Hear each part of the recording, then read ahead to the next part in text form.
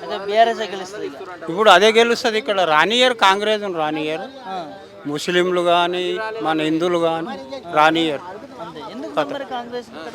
నమ్మరు, మంచి శక్తి లేరు. ఇప్పుడు కాంగ్రెస్ మంచి వ్యక్తి వచ్చినా కూడా లేడు. ఇప్పుడు ఆయన ఇసు కూడా ఆయన టికెట్ ఇస్తా అంటారు. ఆయన రౌడీ సిరిశలం కొడుకులకు టికెట్ ఇస్తామని కాంగ్రెస్ నుంచి ఆలోచనలు ఉన్నాయి. ఇక్కడ ఎవరు రారు, ఎవరు లేరు, మేడంకి ఇస్తే ఎవరు వేస్తారు అనే ఆలోచనలు ఉన్నాయి. కానీ మేడంకే ఎలక్షన్ వస్తుంది. మగంటి గోపీనాథ్ నాదికే ఓట్లు, ఆయనకే ఓట్లు పడతాయి, ఆయననే వస్తాడు. వీళ్ళను ఇవి రౌడీ సిస్టమ్ ఈ ఏరియాలో అప్పటి నుంచి, మేము చిన్నగా ఉన్నప్పటి నుంచి.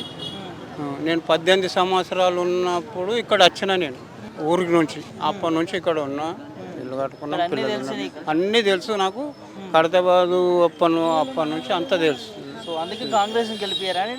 గెలిపియ్యరు, అంతే. ఈ ఏరియాలో గెలిపియ్యరు.